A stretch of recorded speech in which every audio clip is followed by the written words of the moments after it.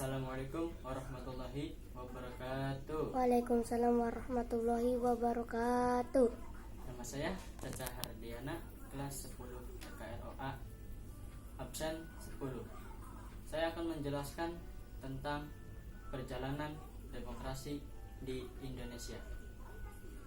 Demokrasi Pancasila atau demokrasi di Indonesia. Demokrasi Pancasila ialah suatu paham demokrasi yang berlandaskan pada nilai-nilai yang terkandung di dalam ideologi Pancasila. Prinsip demokrasi Pancasila itu dibagi menjadi 7 bagian. Yang pertama, hak asasi manusia setiap warga negara dilindungi.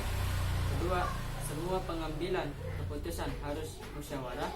Ketiga, pemilihan umum yang kompetitif dan adil. Keempat, apa yang menjadi cita-cita nasional.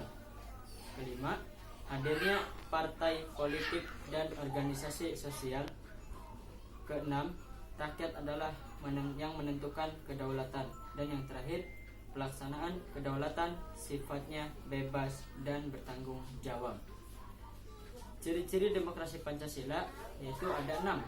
Yang pertama, sistem pemerintahan yang dilaksanakan sesuai Undang-Undang Dasar 1945. Yang kedua, terdapat pemilihan umum secara konsisten dan berkesinambungan. Yang ketiga, semua warga negara memiliki hak asasi manusia yang dihormati secara hukum. Yang keempat, adanya perlindungan untuk hak orang-orang yang masuk minoritas. Kelima, semua permasalahan diselesaikan secara musyawarah mufakat. Dan yang terakhir, solusi atau pemecahan masalah tidak berasal dari sumber suara banyak, namun gagasan yang dirasakan paling baik. Asas-asas demokrasi Pancasila. Asas merupakan prinsip dasar yang menjadi acuan dalam mengambil suatu keputusan penting. Untuk memenuhi tujuan penting ini, demokrasi Pancasila menerapkan asas atau demokrasi Pancasila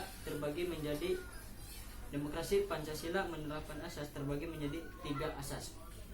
Asas pertama, kerakyatan. Asas kedua, musyawarah.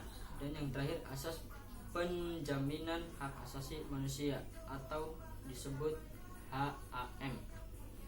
Tujuan demokrasi Pancasila itu dibagi menjadi 5.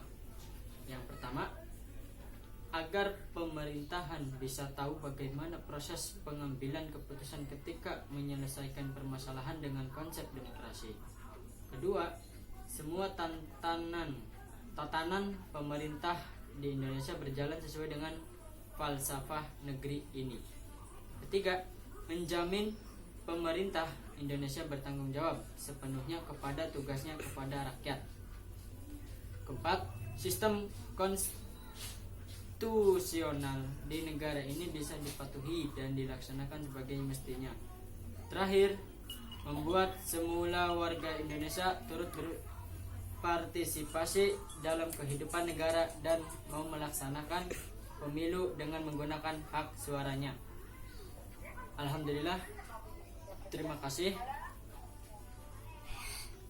karena saya sudah membacakan penjelasan perjalanan demokrasi di Indonesia. Wassalamualaikum warahmatullahi wabarakatuh. Waalaikumsalam warahmatullahi wabarakatuh.